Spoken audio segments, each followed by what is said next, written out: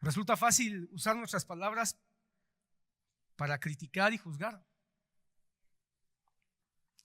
y señalar lo que nosotros consideramos errores, que muchas veces sí lo son, porque cometemos errores. Tengo que decirte, hermano, que cuando los pastores cometemos errores es doloroso. Cuando los pastores tomamos decisiones son cuestionadas. Cuando los pastores tenemos que determinar algunas cosas, pues seguramente muchos no van a opinar igual que nosotros.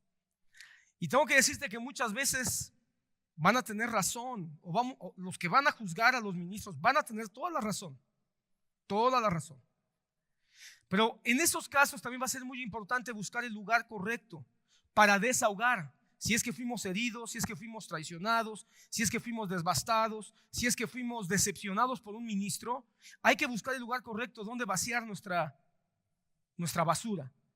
Buscar a alguien de confianza, alguien que ore por nosotros genuinamente, alguien que nos dé un consejo de esperanza, de aliento.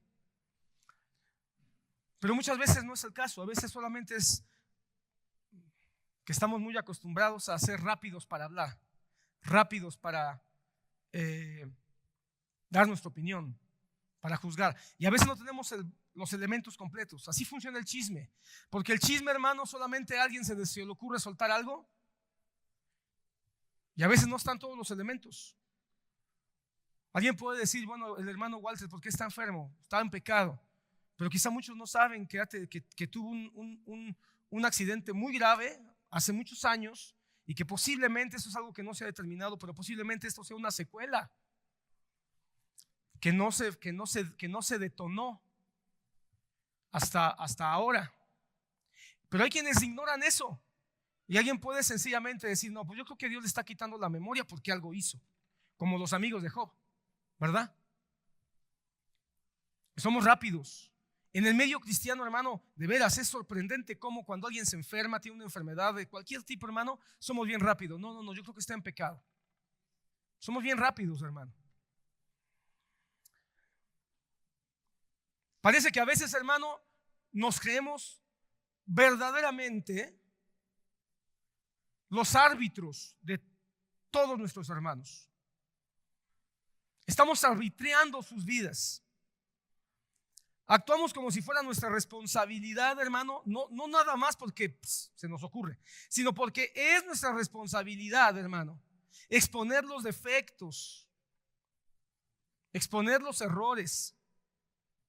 Y sabes, el chisme es un dulce, es un caramelo, hermano, porque cuando alguien nos suelta el chisme, ¡pah! ¿Sabes qué pasa? Nosotros lo adornamos más. Nosotros le ponemos también nuestro sazón. ¿Y sabes cuál es el sazón que se le pone? La exageración. Comenzamos a exagerar. Están muy serios, hermano. ¿Por qué estás tan serio? Cuando se platica un chisme, ¿no? Pero pues, normalmente le exageramos. Y si alguien tropieza y nosotros nos enteramos, hermanos, se nos queman las habas de ir a hablar del tropiezo o de la situación. Queremos ser rápidos para hablar cuando alguien tropieza. Oh, pero cuidado con que a alguien se le ocurra tener un éxito o tener un logro, porque entonces lo desacreditamos.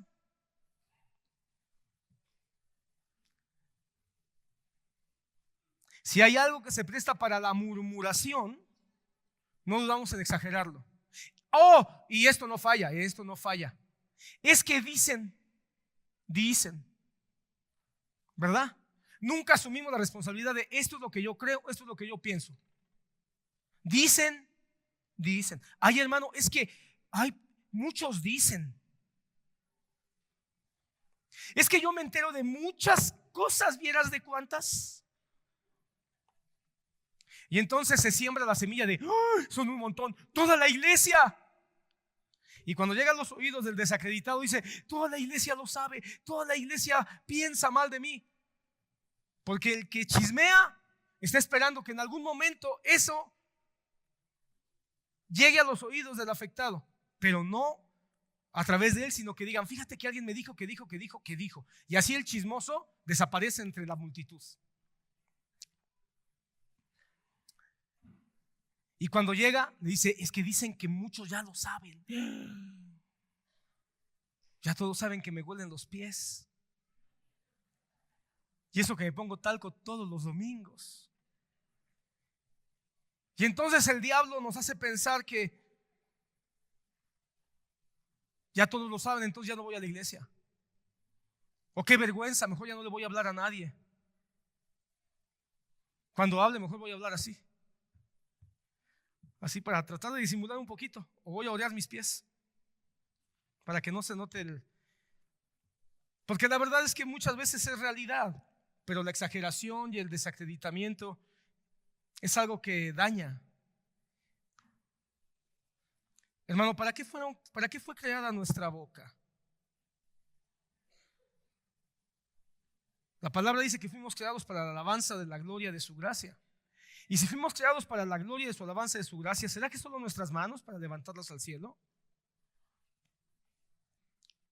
¿O será que el Señor también hizo nuestra lengua, no solo para cantar, sino para que nuestra lengua sea usada para algo más que alabarle con cantos, sino también para poder hablar, que nuestra lengua, que fue diseñada para alabar y glorificar a Dios, no nada más sea un instrumento para cantar bonitos cantos de adoración, sino que nuestras lenguas puedan servir para algo más y no para hacer cuchillos, no para hacer dagas, no para hacer armas que hieren a quienes forman parte de nosotros.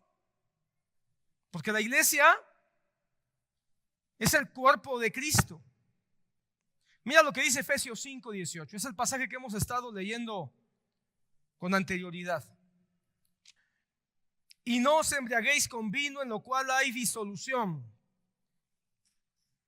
sino sed llenos del Espíritu, hablando entre vosotros con salmos, himnos y cantos espirituales, cantando y alabando con vuestro corazón al Señor, dando siempre gracias por todo en el nombre de nuestro Señor Jesucristo, a Dios el Padre. Amén. Puedes tomar tu lugar, hermano. No os embriaguéis con vino. ¿Sabes quiénes son los primeros que se les suelta la boca? Los borrachos. ¿Sabes quiénes son los primeros que se les va la boca de largo? Los que están llenos de vino o de licor. Hablan de lo que no deberían hablar y hablan tonterías. Y yo creo que por eso el apóstol Pablo hace un símil, o un contraste más bien, no un símil, un contraste, diciendo: no se embriaguen con vino, antes bien sean llenos del Espíritu Santo. Y lo primero que él dice que es una evidencia de ser llenos del Espíritu Santo es cómo hablan, cómo hablamos. Lo primero que marca como una evidencia de ser llenos del Espíritu Santo, hermano, no es hablar lenguas extrañas, no es hacer milagros, no es tirar gente. La primera evidencia de que uno está lleno del Espíritu Santo, en base al contexto de este pasaje, es hablando entre vosotros. Hablando entre vosotros. Ahora, hablando entre vosotros, ¿pero qué o cómo? Con salmos, con himnos y con cantos espirituales. Esta exhortación, hermano, del apóstol Pablo nos recuerda que hay un propósito santo en el manejo de nuestras palabras. Pon atención, hermano, pon atención, joven. A veces somos muy ligeros con nuestras palabras y decimos: ay, pues me importa poco, yo voy a hablar como yo quiera. Cuidado, porque ese pensamiento no es santo. Ese pensamiento no es dirigido por Dios, es dirigido por el mundo. Y la palabra nos ha llamado ¿a qué? A santificarnos. Entonces, hermano, ¿cuál es el propósito de nuestras palabras? Edificar, alentar y glorificar a Dios. Porque ese es el propósito de los salmos, de los himnos y de los cantos espirituales. De alguna manera los salmos, ahorita te voy a hablar un poco más, tienen este propósito.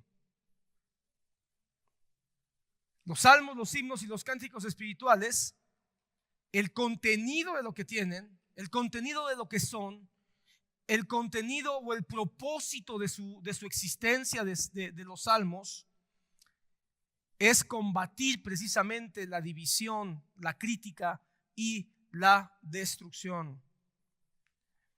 Como Pablo estaba consciente del poder destructivo del mal uso de nuestras palabras cuando nosotros hablamos entre nosotros, cuando conversamos entre nosotros, él sabía eso.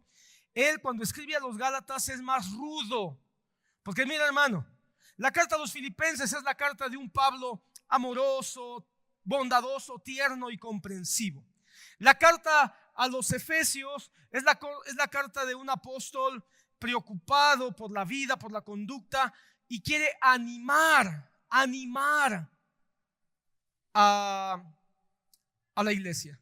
Pero la carta a los Gálatas, pon cuidado, porque la carta a los Gálatas es un Pablo bravo, es un apóstol disgustado, es un apóstol que está muy indignado precisamente por toda la contaminación que están introduciendo algunos que no aman a la iglesia y que están manipulándola con religiosismos, con legalismos, con falsedades, con leyendas, etc.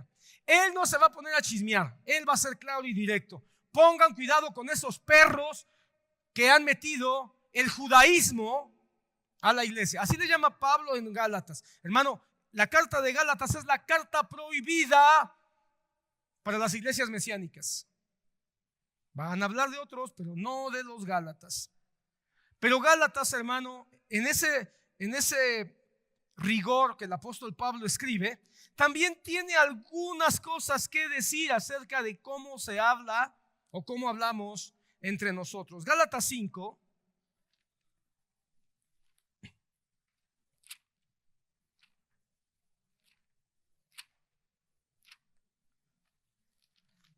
Gálatas 5 capítulo 15 dice,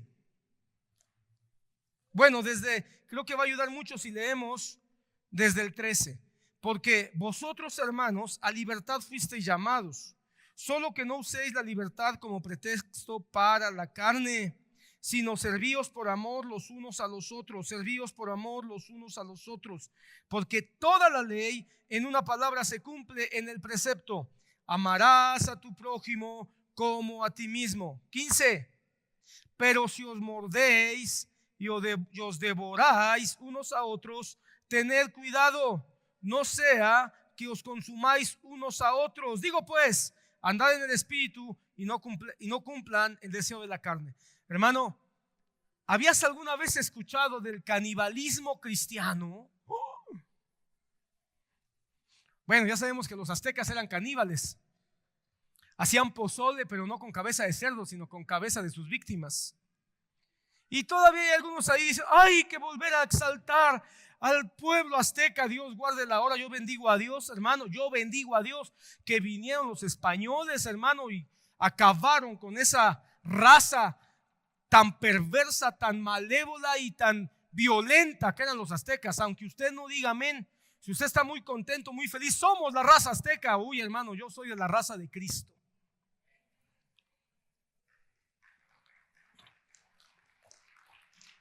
Pero no nada más los aztecas.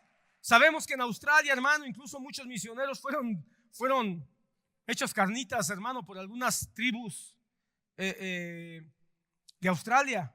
En África también había algunas tribus caníbales. Bueno, pero ¿alguna vez habían escuchado que entre los cristianos haya caníbales? Bueno, pues Pablo dice, pongan cuidado, no sea que os mordéis y os devoráis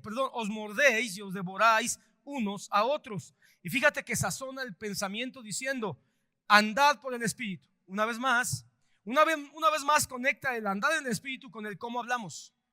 Una vez más conecta la vida del espíritu con el cómo hablamos entre nosotros o cómo hablamos de nosotros. Porque ¿a qué se refiere el apóstol Pablo cuando dice os mordéis y os devoráis unos a otros? Pues es muy sencillo. Cuando tú hablas de tu hermano, ¿te lo estás comiendo?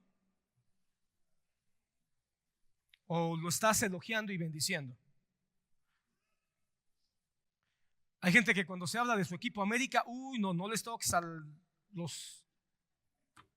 las Águilas. No, te puedes meter con todo, pero con los jugadores de la América ahí sí cuidadito, Si quieres, haz pedazos a toda la congregación, pero no me toques a los jugadores de la América. Bueno, es que nos falta tener la camiseta bien pegada de la iglesia de Cristo, hermano. Las palabras del apóstol Pablo son un llamado urgente a reflexionar en el daño que podemos hacer cuando no controlamos nuestra lengua. El apóstol Santiago va a decir que cómo es posible que el miembro más pequeño del cuerpo prenda grandes incendios, haciendo una reflexión acerca del peligro de la lengua. Va a ser todavía más agresivo Santiago cuando habla de las palabras y va a decir que la lengua, hermano, siendo el más pequeño, puede encender incluso el infierno. Así de peligroso. Cada crítica o juicio malintencionado no solo va a ir a tu hermano, sino que también desgarra el tejido, el músculo de lo que es el cuerpo de Cristo.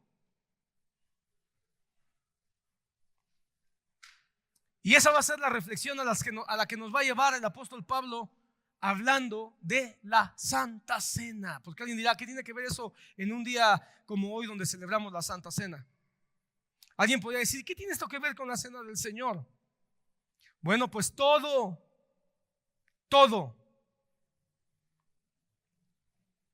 Porque el Espíritu Santo no nos llama a desgarrar a la iglesia. El Espíritu Santo no nos llama a destrozar a la iglesia. El Espíritu Santo nos llama a edificar a la iglesia. El Espíritu Santo nos llama a ser llenos del Espíritu Santo para fortalecer a la iglesia. Abre tu Biblia en 1 Corintios capítulo 11. El versículo 17 dice, pero 11:17, pero al daros esas instrucciones no os alabo, porque no os congregáis para lo bueno, sino para lo malo. Ya empieza la cosa un poquito complicada. Hermano, este versículo yo le llamaría un versículo bisagra, porque es un versículo que va a unir un asunto que Pablo viene hablando después de hablar de los matrimonios, y viene hablando precisamente de la sujeción de la mujer y del trato que el hombre tiene que tener hacia la mujer o hacia su esposa, y lo conecta con el uso del velo. Y le dedica medio capítulo a las mujeres de la iglesia de Corinto.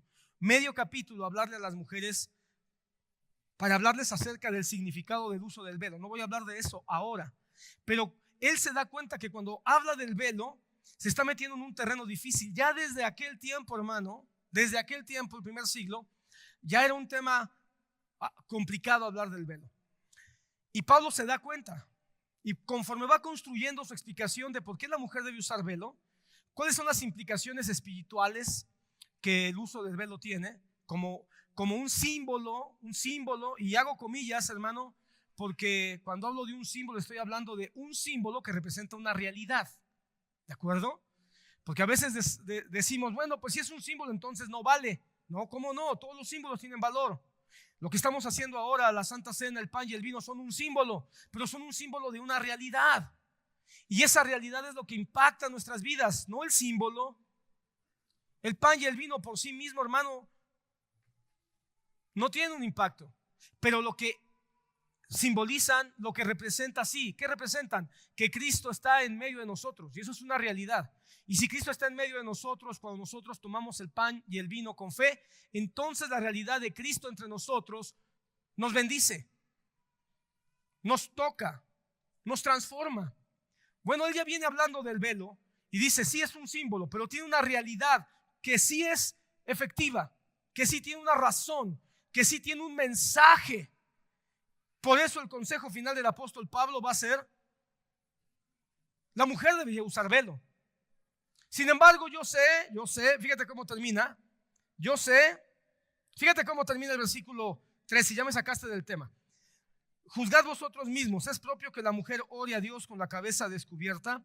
¿No se enseña la propia naturaleza que si el hombre tiene el cabello largo le es deshonra, pero que si la mujer tiene el cabello largo le es una gloria? Entonces el cabello le es dado por velo. Pero si alguno parece ser contencioso, nosotros no tenemos tal costumbre, ni la tienen las iglesias de Dios. Él va a decir, la mujer tiene el cabello largo porque es una gloria, y el cabello va a ser una especie de velo en su vida cotidiana, pero cuando oren o profeticen, por causa de los ángeles deben de tener una señal en su cabeza. No es el tema, pero Pablo va a concluir, la mujer tiene que tener un velo cuando ora o profetiza. Sin embargo, si alguno quiere ser contencioso, nosotros no.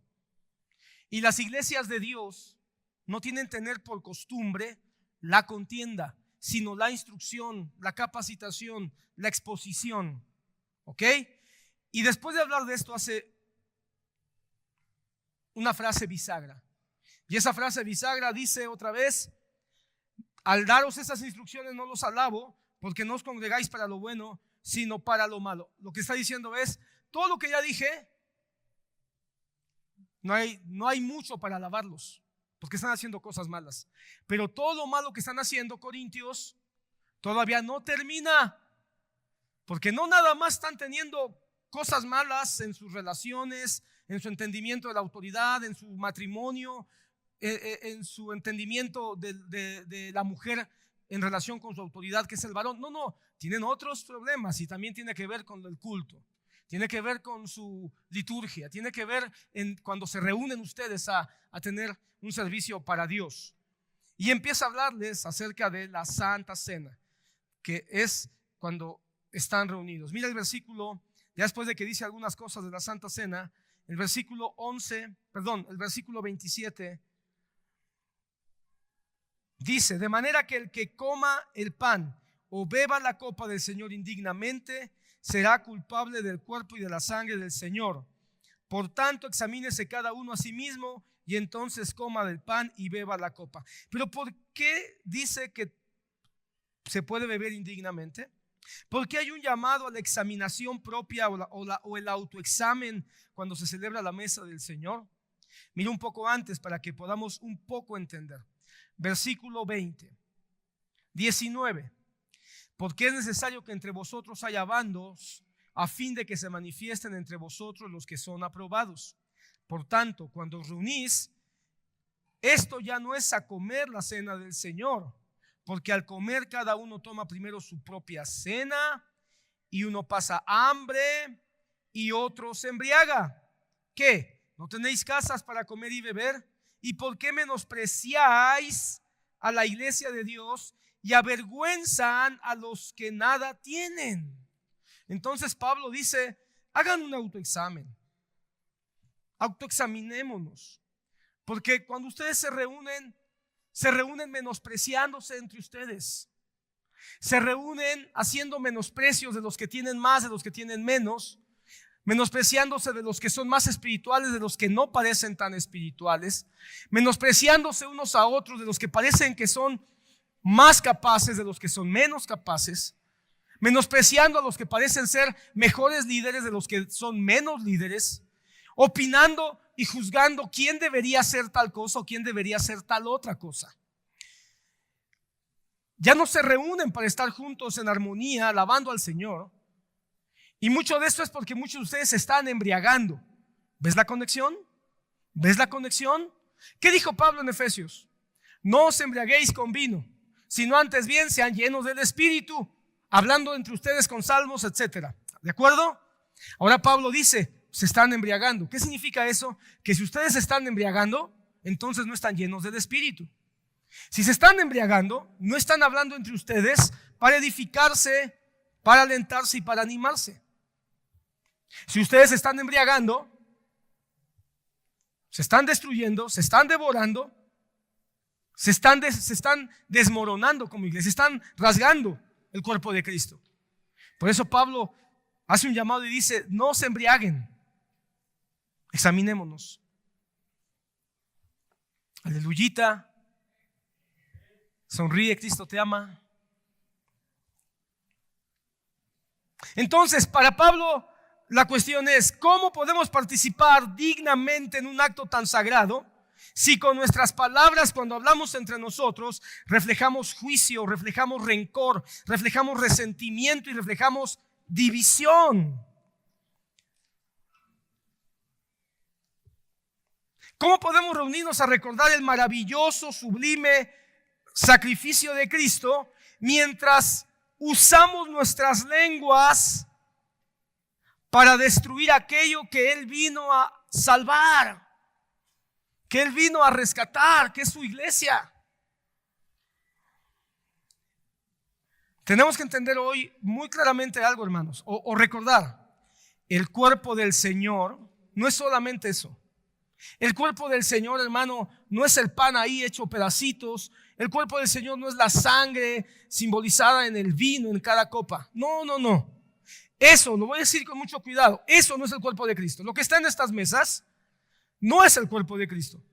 Lo que está en estas mesas es lo que representa, refleja, impulsa, proyecta al cuerpo de Cristo. Y el cuerpo de Cristo está sentado en estas bancas. Yo he visto gente que toma el pedazo de pan y toma la copa de vino y las ve con una solemnidad y con un amor y una ternura. Y qué bueno, yo digo, qué bueno que se conmuevan. Ven el pan y ay, el cuerpo, ven el vino y dicen, ay, qué bueno, está bien que su memoria los traslade a entender el gran sacrificio. Pero mientras están aquí con el pan solemne y el vino solemne, voltean a ver al de lado y ¿qué me ves? Ay, pero tu cuerpo, Señor. Pues el que está a tu lado es más cuerpo de Cristo que el pedazo de pan que tienes en la mano.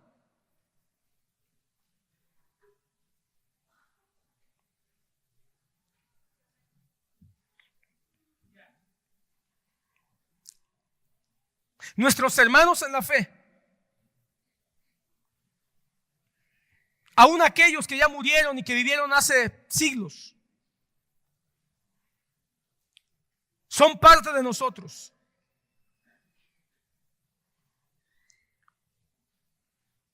Participar entonces de la mesa del Señor no es solo una comunión con Cristo de manera mística a través del pan y del vino. Es un llamado a la comunión con el pueblo, porque el pueblo es el verdadero cuerpo místico de Cristo. Cuando venimos a la mesa del Señor, hermano, es un llamado a que acerquemos nuestros corazones cargados de resentimiento, cargados de decepción. Es un llamado a acercarnos al Señor con un corazón que a lo mejor está cargado de prejuicio,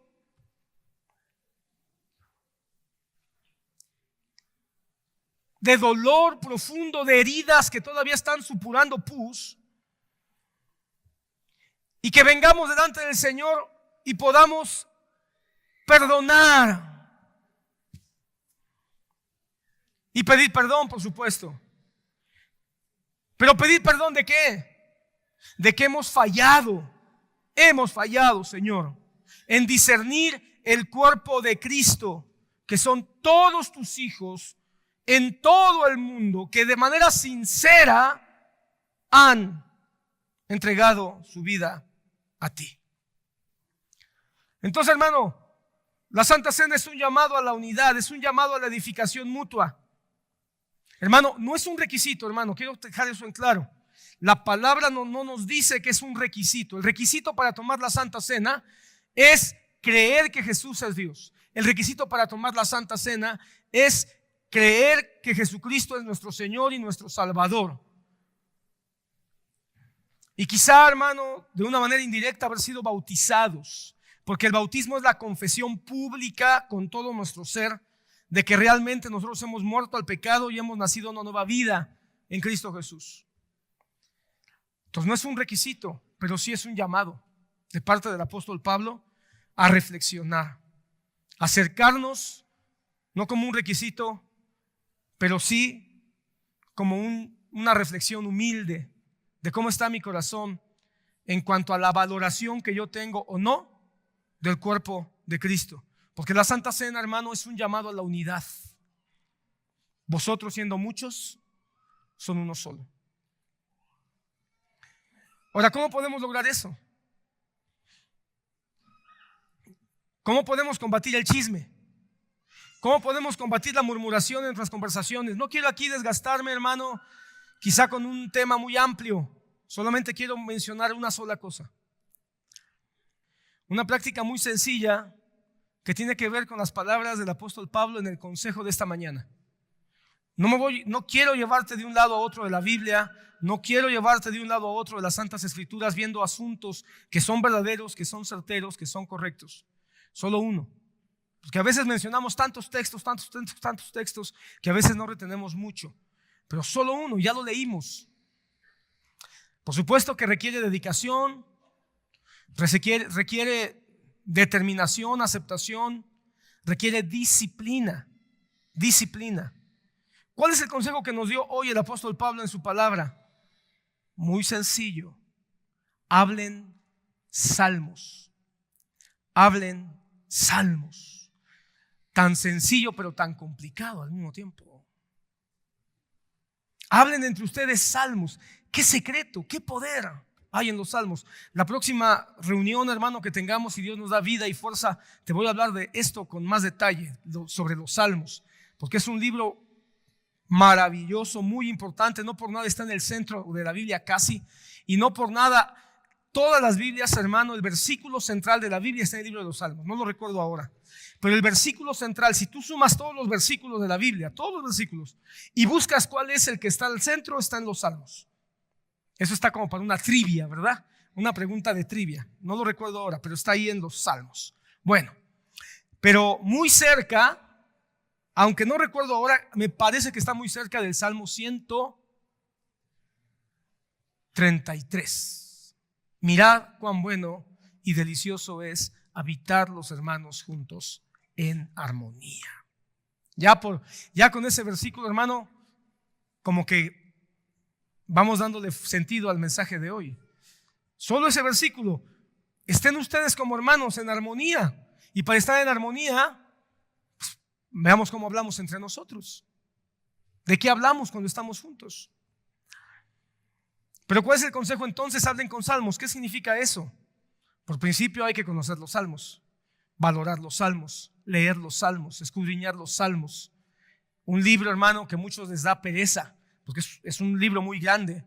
A muchos les da pereza, porque como es poesía y el mundo nos está robando la riqueza del buen hablar, la riqueza de decir las cosas de una manera no solo correcta, sino hermosa. Hermano, yo escucho canciones de hace 30 años, discúlpenme usted, alguien dirá, usted ya estaba veterano, pastor. Sí, también eso es verdad. Pero yo escucho canciones de hace 30 años, de hace 40 años, 50 años, hermano, y yo digo, wow, ese cuate cuando escribió esa canción sí se quemó el cacumen, hermano, para buscar las palabras que fueran no nada más correctas, sino hermosas y con un sentido profundo de todo el contexto de lo que están hablando. Y uno escucha canciones de ahora y uno digo, no, ese cuate no se quebró el coco. Ya cualquier frase estúpida puede hacerse canción. Y a nuestros jóvenes les están haciendo creer que lo rápido, lo inmediato. Y los jóvenes están creciendo sin entender que no nada más es lo rápido y lo inmediato, sino que también tiene que ser lo correcto y lo hermoso. Porque así es Dios, hermano. Dios nos quiere llevar a lo que es correcto y a lo que es hermoso. Y los salmos son palabra correcta de Dios y son palabra hermosa, preciosa de Dios, que requiere atención, hermano. Ahí vamos a hablar de los salmos. Yo quiero hablar un tema que a lo mejor va a ser más didáctico, hermano, pero yo te quiero invitar a que lo escuches, no sé cuándo, si Dios nos permite, la próxima reunión. Pero hermano amado, hablar con salmos, ¿qué significa eso? Muy sencillo. 3 elementos que los salmos nos dan: expresiones de gratitud, expresiones de alabanza y expresiones de confianza. Muy sencillo. Hay más que hablar, pero algo concreto. Expresiones de gratitud, expresiones de alabanza y expresiones de confianza a Dios.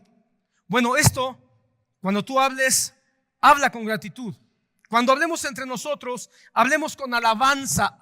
Cuando hablemos entre nosotros, hablemos con confianza a Dios y entre nosotros.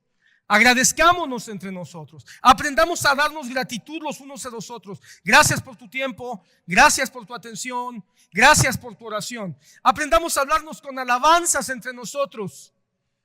Elogio que eres una persona dedicada, que me siento muy bien contigo porque eres una persona que sabe escuchar. Y cuando hablemos de nuestros hermanos, aunque no estén presentes, ¿por qué no los elogiamos? Pues sí, el hermano a lo mejor siempre es bien serio y siempre llega muy serio al culto. Oh, pero es el primero que llega al culto. Deberíamos de imitar eso. Él siempre llega al culto temprano. y confianza en Dios. Expresar confianza, esperanza. Los salmos entonces, hermano, son cantos y oraciones del pueblo de Israel que fueron sí diseñados para exaltar al Señor, pero en todo tipo de circunstancias, hermano. Cuando hay gozo, cuando hay tristeza, cuando hay persecución, cuando hay arrepentimiento, cuando hay luchas, también cuando hay victorias.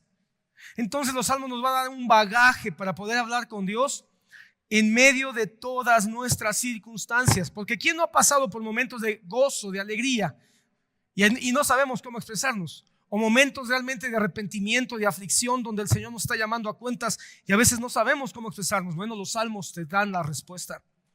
Si nosotros leemos, conocemos, desarrollamos y entendemos lo que el Señor nos ha dado a través de este libro tan maravilloso, hermano, 2 veces el apóstol Pablo exhorta a la iglesia. 2 veces en Efesios y en Colosenses. 2 veces. ¿No te parece interesante que 2 veces la exhortación de Pablo es: hablen entre ustedes con salmos, con himnos y con cánticos espirituales? Ya 2 veces quiere decir que es un tema muy importante. Si lo dice 3, no lo puedes dejar de ver. Pero si lo dice 2 veces, casi toda la iglesia de hoy, la iglesia del siglo XXI, debería estar sumamente interesada en volver a los salmos, a conocerlos, a leerlos, a escudriñarlos, a entenderlos. Tenemos casi 4 años empezando el culto con la lectura de un salmo. Y no pienses que nada más se nos ocurrió como decir: pues vamos a leer un salmo porque, ¿cómo qué leemos, Pablo? ¿Cómo qué? Hermanos ancianos, pues como un rellenito, ¿no? ¿Cómo qué? Pues hay un salmo. No, hermano. No es ni un rellenito, ni es una ocurrencia. Sabemos el poder que tiene la palabra de Dios y sabemos también el poder que tiene la lectura de los salmos para aquel que pone atención en ellos. Entonces los salmos nos van a dar elementos para aplicarlo a nuestra vida diaria. Nos van a dar sabiduría, nos van a dar esperanza, nos van a dar motivación, nos van a dar exhortación. Si podemos traer los salmos a nuestra vida, después, hermano, esas mismas promesas del Señor que ya tenemos en nuestra memoria, nos va a ayudar para cuando hablemos con otros y podamos animarlos. Mira, unos ejemplos muy rápidos, porque si no, no me va a dar tiempo de decir lo que falta, pero un ejemplo. Dice el Salmo 23:1. Salmo 23. ¿Quién no conoce el Salmo 23? Creo que es el único salmo que la mayoría no sabemos. El Señor es mi pastor, nada me faltará. La versión de las Américas traduce: nada me falta. Nada me falta. Bueno, en cualquier dificultad, en cualquier momento de carencia, no podemos murmurar y decir: nada me falta. O cuando un hermano viene con una necesidad, no podemos decirle: hermano, confía en el Señor, Él es tu pastor, nada te va a faltar. El Salmo 27:14 dice: espera en el Señor, sé fuerte, cobra ánimo. Sí, espera en el Señor. Mira qué hermoso fragmento de los salmos. Espera en el Señor, sé fuerte, cobra ánimo. Sí, espera en el Señor. ¿Cuántas veces nos hemos sentido desesperados, inquietos, porque algo no pasa, algo no sucede? Y estas palabras nos dicen: hey, calma, sé fuerte, no te desesperes. No le creas todo a lo que pasa a tu alrededor. Pero estas palabras también podemos hablarlas entre nosotros. Cuando ves a un hermano muy inquieto, muy nervioso, muy ansioso, decirle: hermano, la palabra dice en el Salmo 27:14: sé fuerte, cobra ánimo, espera en el Señor. ¿Qué te parece el Salmo 34:18? El Señor está cerca de los quebrantados de corazón. Él salva a los de espíritu abatido. Que Dios bendiga al rey David cuando escribió este salmo, porque yo creo que estaba pensando en mí. No te creas tanto, seguramente alguien me dirá, ¿verdad? No, yo sé que él estaba pensando en él, estaba pensando en su situación, pero yo digo como que si estuviera pensando en mí el Señor cuando inspiró a David. Ahí sí lo creo, hermano. El Señor estaba pensando en mí. Estaba pensando en todos los momentos en que me he sentido quebrantado de corazón. Porque ¿será que a los corazones no se nos rompe el corazón a veces? Claro que se nos rompe. Nos lo rompe una novia que nos cortó. Nos lo rompe un papá que no llegó a nuestra graduación. Nos lo rompe un amigo que nos traicionó. Nos lo rompe un pastor que no nos dio toda la atención o la palabra que necesitaba en un momento. O tuvo una conducta que dañó mi conciencia. Los cristianos nos rompen el corazón, hermano. También se nos rompe el corazón. Y el Señor salva a los de espíritu abatido. ¿Será que los cristianos no podemos abatirnos? ¿Sabes lo que es estar abatido? Abatido, tirado, desganado. Alguien abatido es el que está como muerto. Caemos a veces como muertos. Perdemos el ánimo, el entusiasmo para muchas cosas. Y ahí vienen, ¿verdad?, los que les encanta el chisme. ¿Cómo? ¿Cómo es posible? Pues que no tiene a Cristo. Yo creo que ni cristiano es, porque miren, ahí anda, tristeando. Un cristiano no debería estar así. El cristiano tiene que estar siempre en gozo, siempre en alegría. Bueno, entonces, ¿por qué escribió David esto? ¿Sabes qué? Lo escribió para los verdaderos cristianos. No para los que se creen superlativos.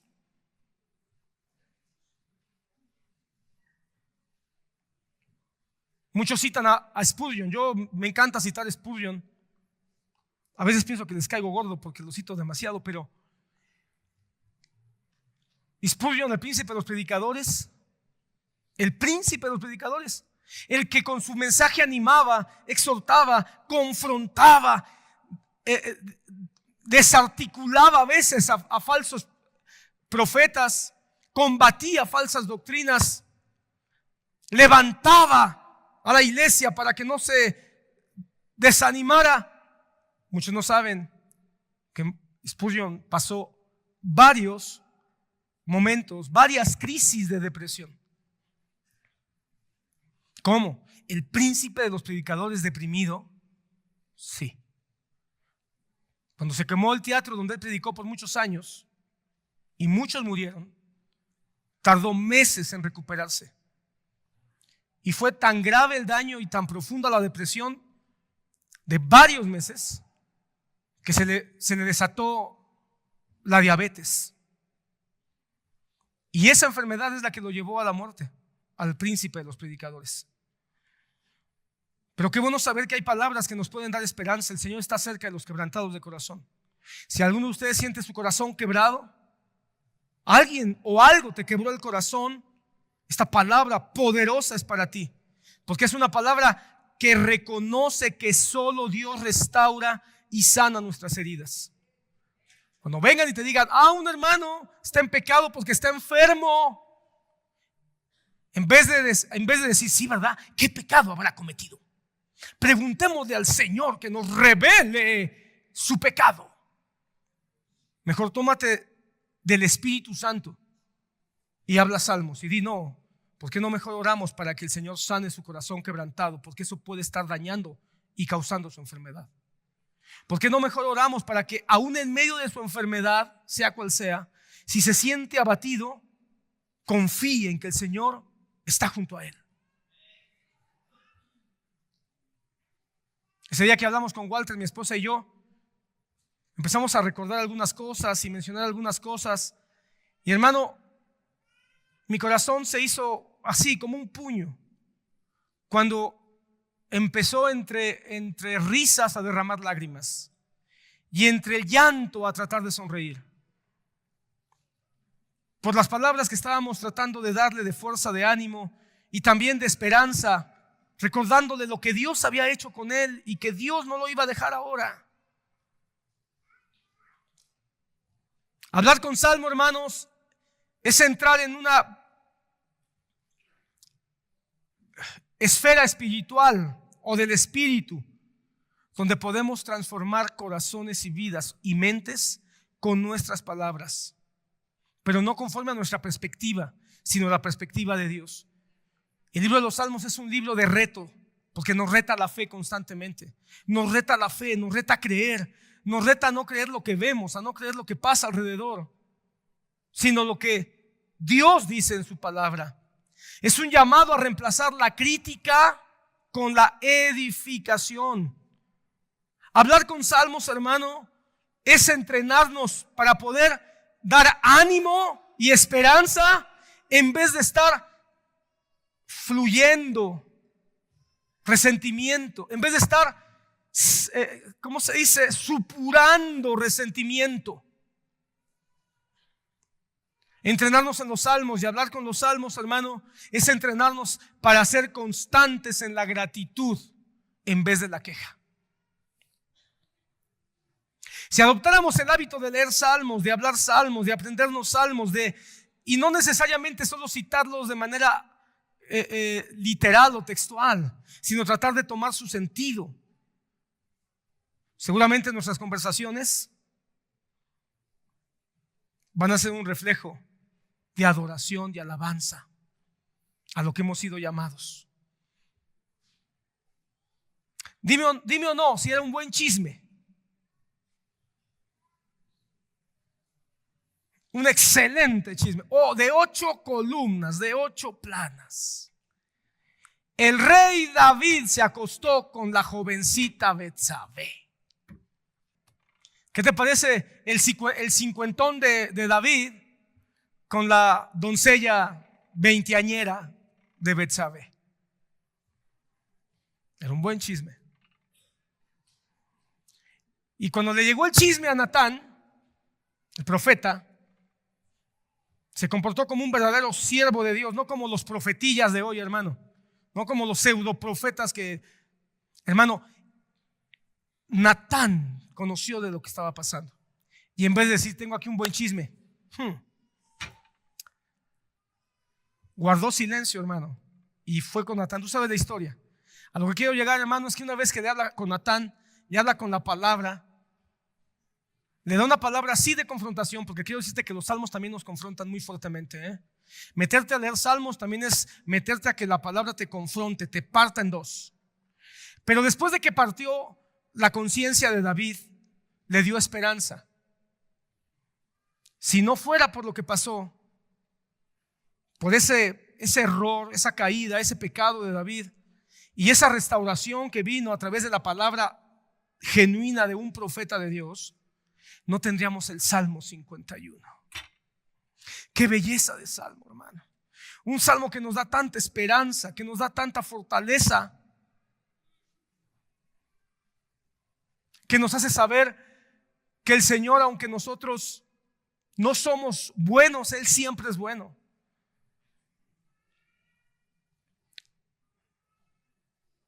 ¿Qué pasaría si nosotros fuéramos transmisores de esa palabra de exhortación, de confrontación, pero también de esperanza? No nada más recibirla, sino también compartirla con otros. Que pudiéramos reemplazar la crítica con la edificación de almas. Que pudiéramos cambiar el desánimo de los que escuchamos con palabras de fortaleza. ¿Sabes quién es el mejor ejemplo de hablar con salmos? Indudablemente, hermano. Toda la Biblia apunta ¿a quién? ¿A quién apunta la Biblia? Dilo fuerte, ¿a quién apunta la Biblia? Toda la Biblia, hermano. Desde Génesis hasta Apocalipsis, todo apunta y converge en Jesús. Bueno, Jesucristo es el mejor ejemplo en todos los ámbitos. Y hoy que estamos recordando el día que subió a la cruz, hermano, el día que subió a la cruz Jesús, tenía razones para estar resentido. Tenía razones para juzgar, criticar y hablar mal de Pedro, de Judas, del resto de sus discípulos. Tenía razones para despedazar a los fariseos, saduceos, a los guardianes del templo, al propio Poncio Pilatos. ¿Pero qué decidió hacer él? Número 1, decidió guardar silencio. Número 2, cuando subió a la cruz, hermano, decidió bendecir. Perdónalo, Señor, no saben lo que hacen. Pero número 3, habló salmos. Habló salmos. Cuando tú lees en el Evangelio de Mateo, capítulo 27, las palabras de Jesús en la cruz: Dios mío, ¿por qué me has desamparado? Que las dijo en arameo. Esas palabras, hermano, que todavía algunos siguen debatiendo. ¿Por qué las dijo? ¿Por qué las dijo? Mira, hermano, no nos metamos en problemas. Algunos incluso han dicho, no, es que de plano en ese momento la divinidad se dividió. Hermano, eso es una tontería. Dios no puede dividirse a sí mismo. Pero hermano, está citando un salmo de fortaleza. Porque hermano, Jesús no podía hablar. Era muy limitada ya su capacidad aérea de respiración. Pero él dice, Dios mío, ¿por qué me has desamparado? Esas palabras no venían de él. Venían de un salmo. Salmo 22, 1. Está citando los salmos.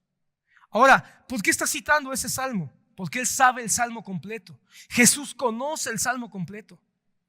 Y el salmo completo, hermano, comienza así: Dios mío, ¿por qué me has desamparado? Pero ¿sabes cómo termina? El salmo 22:1 termina con voces de confianza en la salvación y en el poder de Dios. ¿Qué significa eso? Que cuando él está diciendo, Dios mío, ¿por qué me has desamparado? Fue lo que pudo decir, pero él tiene en su mente el salmo completo. Y él dice, no estoy solo, tu salvación está conmigo, tu poder está a mi lado, tú vas acompañándome en todo el proceso. Cuando tú ves esas palabras como una expresión única que en ese momento se le ocurrieron a Jesús, se puede pensar a especulación.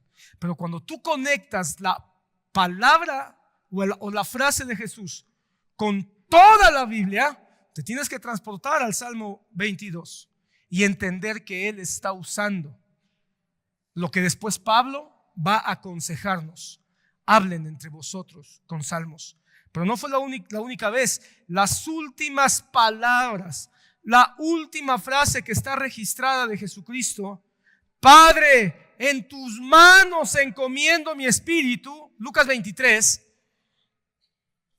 Otra vez está citando un salmo. Otra vez está declarando un salmo. El Salmo 31, versículo 5. No es nada más su alma, no nada más es su emoción, hermano. Recuerda ahí que Jesús no está en un estado de emotividad humana, está en un estado de plenitud espiritual, hermano. Así que no es nada más su corazón. Ay, qué mal me siento. Por favor, toma mi espíritu. No. Él sabe que está ya a punto de cumplirse el consumado es. Que para Mateo fueron las últimas palabras, consumado es. Para Lucas es, Padre, en tus manos encomiendo mi espíritu. ¿Estás aquí, hermano? Y cuando Él lo dice con firmeza, lo dice con vigor, lo dice para que todos lo escuchen. Lo hace para que aquellos que conocen un poquito de Biblia, hermano, en ese momento, los duchos en la ley, los duchos en la palabra, ninguno de ellos se dio cuenta que estaba citando al profeta David. Padre, en tus manos encomiendo mi espíritu. Lo que estaba diciendo es, el plan que hicimos en la eternidad pasada como el único Dios es bueno, perfecto y se ha cumplido.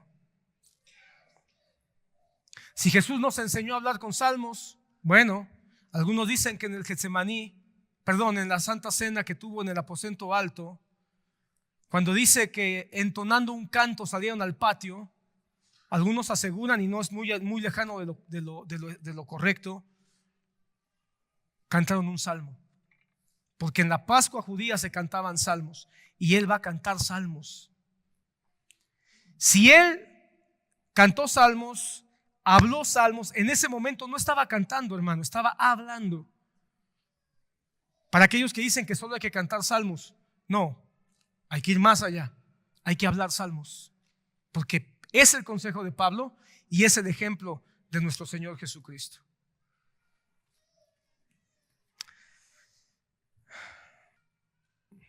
Yo no sé cuántos han leído o escuchado o visto películas de la Odisea, la historia de Ulises.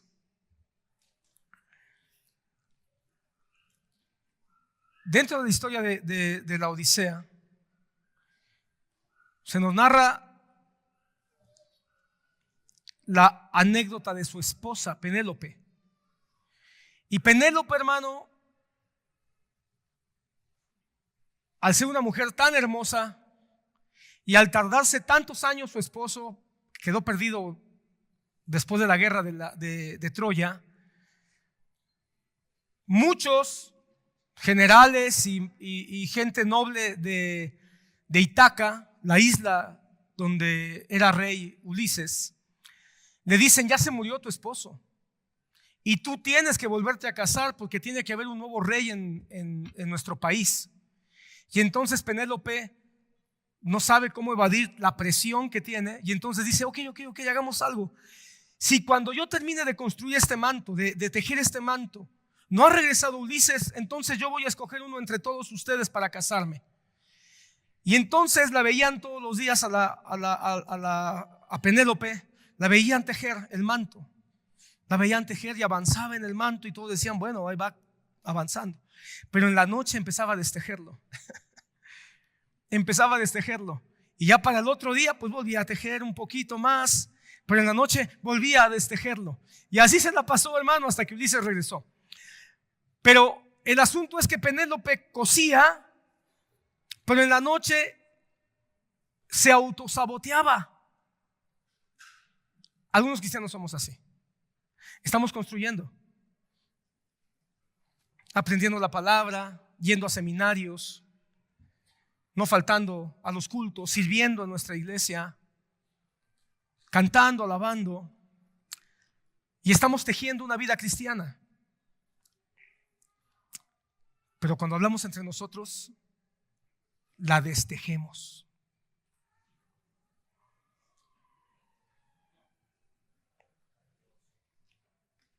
Lo que Dios pacientemente por su Espíritu Santo, a través de su Espíritu y de su palabra bendita, está construyendo en nosotros,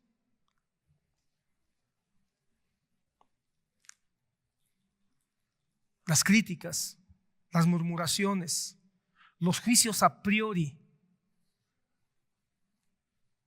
lo destruye. Y en lugar de ser un manto, de construir un manto de unidad, de fraternidad,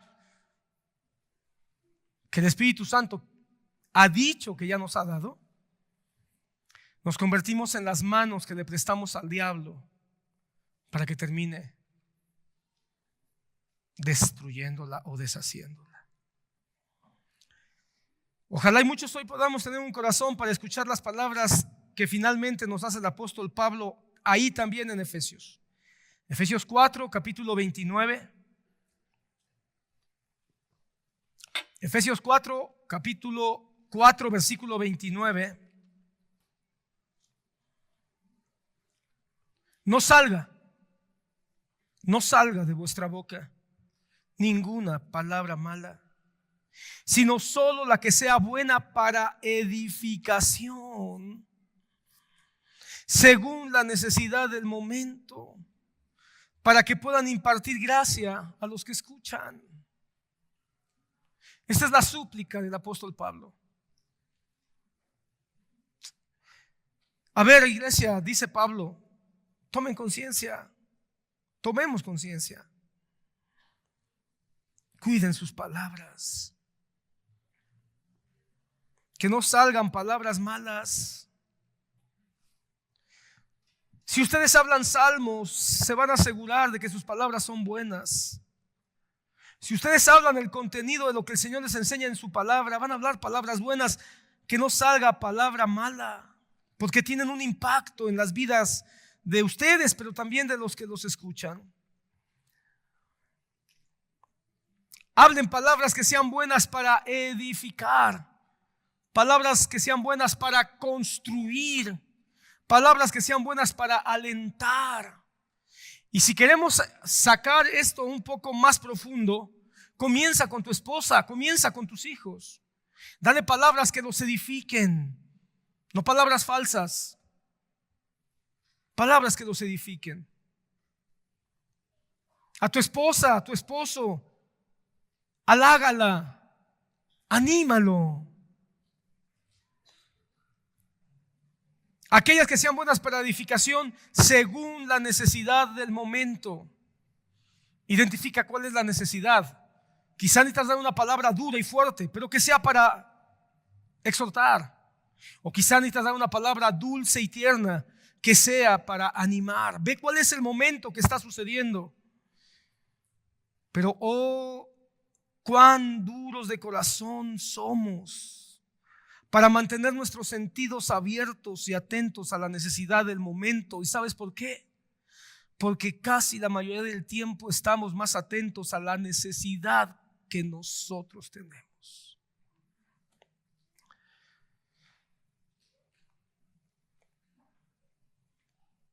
Aprovechemos nuestras conversaciones que tengamos para edificar, para animar y fortalecer a otros. Ese es el llamado que el Señor nos hace. Podemos hablar de un optimismo santo, no de un optimismo barato, no de un optimismo humanista, sino un optimismo santo. ¿Cuál es un optimismo santo? El que está basado en sus promesas, el que está basado en sus verdades. Porque, hermano, para los escogidos de Dios, para los que hemos sido salvados por su sangre, la palabra es optimista. Como dirían los clásicos, quizá no sabemos qué pasa en el Apocalipsis, no sabemos cómo van a ser las trompetas, los juicios, las maldiciones que van a caer sobre la tierra, la destrucción, los seres que van a salir de la tierra. No sabemos exactamente el anticristo, cómo va a hablar, de qué nacionalidad va a ser. No sabemos nada de eso. Si el arrebatamiento va a ser de cómo, no, tal vez no entendamos con precisión. Pero una cosa sí sabemos: al final ganamos. Al final ganamos. Eso es optimismo santo. No porque lo diga yo, porque lo dice su bendita palabra. Así que podemos tener un optimismo santo cuando hablamos a las demás personas. Si somos optimistas en santidad, con la palabra de Dios en nuestros labios, escucha, esto nos va a ayudar a vencer la tentación de usar nuestras lenguas todo el tiempo solo para criticar.